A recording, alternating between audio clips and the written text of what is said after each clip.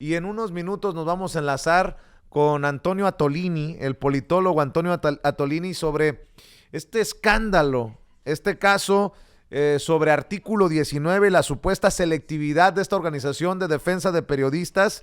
Y bueno, pues obviamente hay reacciones por todos lados también ante los ataques a la portada de la jornada de ayer. El periódico La Jornada debí de especificar. Antonio Atolini, buenas noches, ¿cómo te va? Hola Vicente, ¿cómo estás? Un saludo a ti y a todo tu auditorio que te ve en México y en el mundo.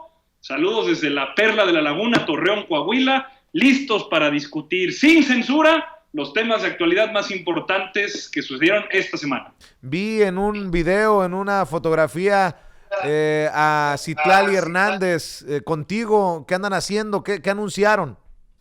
Pues fíjate que ya el Comité Ejecutivo Nacional me notificó esta semana que resulté ganador del proceso interno de nuestro partido en un método de encuesta para poder ser el abanderado de la coalición Juntos Hacemos Historia, conformado por Morena, PT y el Partido Verde, para luchar aquí en Torreón como candidato a diputado federal. Estamos a la espera de que se nos notifique formalmente a los resultados que sucedan en el INE, pero ya las siguientes semanas, si todo sale bien, la condición política en la que voy a estar participando en este espacio va a cambiar, y para bien, porque hay mucho trabajo que hacer aquí en Torreón.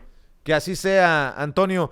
Oye, hablemos de lo de Artículo 19, la portada de la jornada y todo esto que se ha desatado. Hasta nosotros salimos embarrados en las gráficas de Rosana Reguillo, del ITESO, de Signalab, y como siempre, presentando sus trabajos en Aristegui Noticias. Con mucho respeto lo digo y con mucha responsabilidad. Pero Antonio, esto también nos lleva al mundo político. No es una discusión exclusiva de periodistas. Claro, mira, recordemos que hubo mucho revuelo. Como siempre, las buenas conciencias que se sienten aludidas personalmente, porque o trabajaron ahí, o tienen un amigo, o sienten que las personas ahí son almas caritativas, buenas samaritanas, y que nadie los puede criticar. A partir de un revuelo que el presidente generó con las declaraciones donde vinculaba Artículo 19 con el financiamiento internacional de algunas agencias que forman parte de los gobiernos estatales o de algunos otros organismos, se generó un revuelo sobre si el presidente atacaba a las organizaciones no gubernamentales. Miren qué tamaño tontería. Cuando se pone por delante el ego y la vanidad de algunos y de algunas interlocutores públicas, porque se perdió de vista algo fundamental, que era la declaración injeriosa y por completo fuera de lugar del Departamento de Estado, señalando a San Juana Martínez como una violadora de los derechos humanos, particularmente de la libertad de expresión, a partir de la pugna que ha venido teniendo este gobierno con el sindicato en la agencia del Estado Notimex.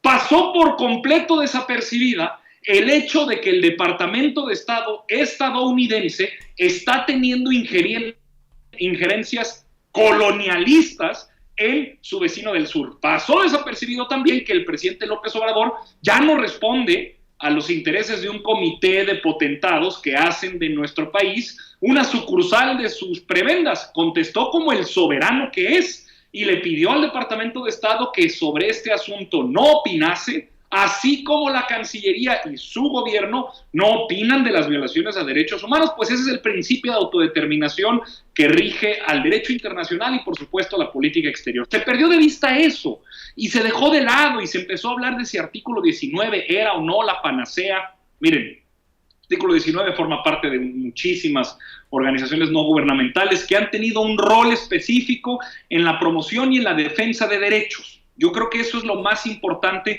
que debiera ser la discusión. Dejar de hablar de agendas, porque este vocabulario neoliberal sobre el cual ha hecho que la discusión tome primacía a una etiqueta o a un catálogo de servicios o una, pues como le llaman, una agenda, y se pierde de vista lo que realmente es, que es el conflicto de derechos. Y Artículo 19 en su momento y en su lugar formó parte de esta defensa que las organizaciones no gubernamentales hicieron en contra de un poder público amañado, cooptado y al servicio de un comité de unos cuantos, como sucedió. Recuerdo un gran trabajo que Artículo 19 hizo con su entonces director Darío Martínez, con José Merino, que se llamaba Por sus portadas los conoceréis, y era un análisis de un año de los principales medios de comunicación, qué tipo de noticias ocupaban cuánto espacio de las portadas de los principales diarios de circulación nacional, y daba cuenta de cómo en efecto había pues una línea muy clara para favorecer el boletín y no la información. Sin embargo, yo creo que es valioso también discutir a las organizaciones no gubernamentales en la defensa de derechos, pero no en esta tontería sobre si la agenda o el amigo o la amiga que conozco está libre de toda culpa. Yo creo que, por ejemplo, en temas de libertad de expresión, ¿por qué nadie habla sobre que la defensa de libertad de expresión en un país como este sigue teniendo, por supuesto, a periodistas, hombres y mujeres, acosados, hostigados e intimidados, principalmente por el poder público en lo local? Los gobiernos estatales sigue siendo una coladera de corrupción.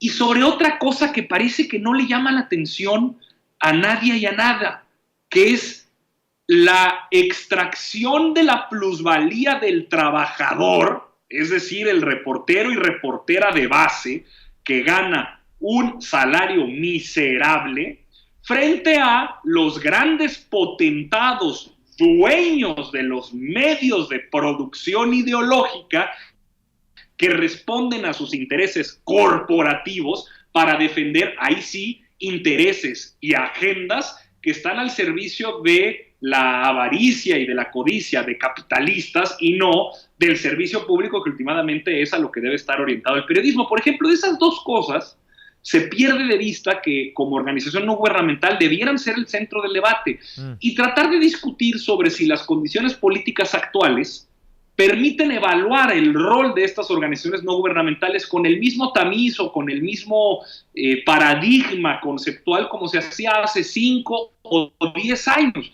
Es decir, claro que el país cambió y el orden de prioridades y el ejercicio del poder público también cambió, porque ahora ya no hay una bola de ladrones de cuello blanco al servicio de unos intereses mezquinos y corporativos, sino un luchador social que organizó un movimiento popular y que llegó al triunfo sin deberle nada a nadie más que a la gente. Esa reconfiguración política obliga a considerar a artículo 19, pero a otras tantas organizaciones no gubernamentales, bajo la luz sobre si la hegemonía neoliberal en el ejercicio del poder público, mucho parte de esta transición a la que nos vieron involucrados, de tener que separar del poder público el ejercicio de derechos, porque como no había legitimidad, era necesario la autonomía, ¿no? Propio de lo del INAI, de la COFESE, del IFT o el propio INE. La autonomía es garante de la lucha honesta por la justicia, porque como el poder político es corrupto y no se puede confiar en él,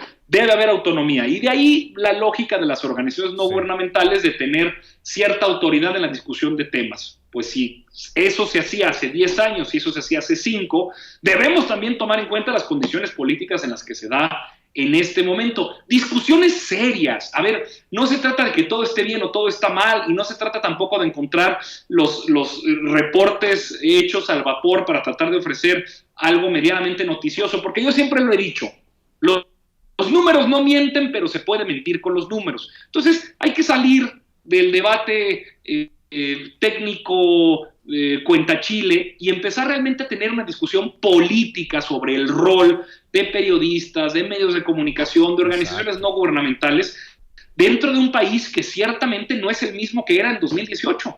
Definitivamente. Y para cerrar, déjame preguntarte tu reflexión.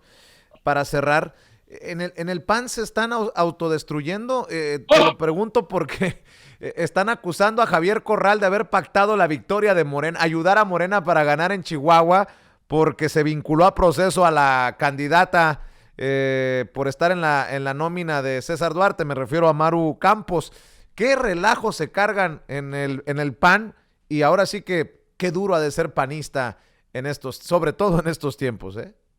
La verdadera doctrina de los conservadores es la hipocresía. ¿No veíamos hace unos días al presidente espurio, responsable de la militarización de este país, Felipe Calderón, hablar de las supuestas atributos que Maru Campos tenía, principalmente señalándola como la candidata más honesta que Acción Nacional tiene para liderar los esfuerzos de transformación que supuestamente habrán de hacer en Chihuahua?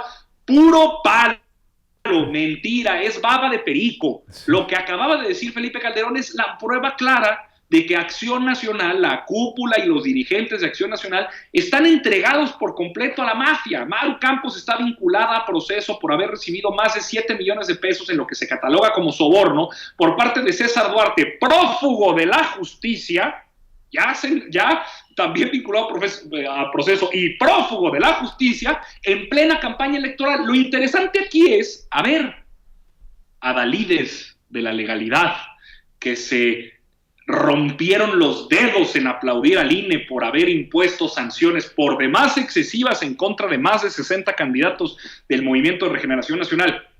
¿Por qué Acción Nacional no le retira la candidatura a Maru Campos, que por estatuto debería ser, porque está vinculada a proceso y no podría ser que un partido político considere a su mejor representante o representanta, en este caso, alguien que esté vinculado a proceso precisamente en un tema tan sensible como este? Pero sobre todo la otra pregunta que hago es, ¿y el INE? ¿Dónde están el supremo poder conservador que está garantizando la certeza, objetividad y transparencia en el proceso? ¿Por qué el INE no ha dicho nada?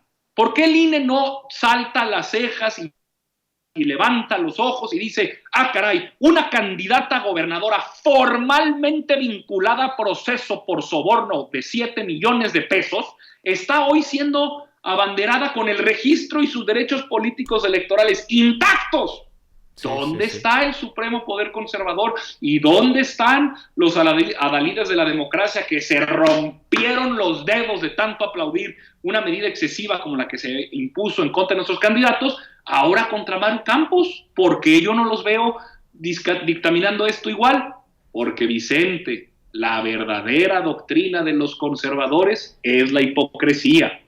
No, pues más claro, ni el agua. Querido Antonio Atolini, ¿por qué no nos despedimos invitando a la gente para que te siga y éxito en lo que se viene? Muchas gracias, Vicente. Mis redes sociales son @AntonioAtolini, ya saben, como Atole, pero con doble T. Estoy en Twitter, en Facebook y en Instagram de la misma manera. Te mando un fuerte saludo desde la Perla de la Laguna a toda la gente de México y el mundo que ve este programa. Un abrazo, es Antonio Atolini, el politólogo Antonio Atolini, hablando con nosotros sin censura.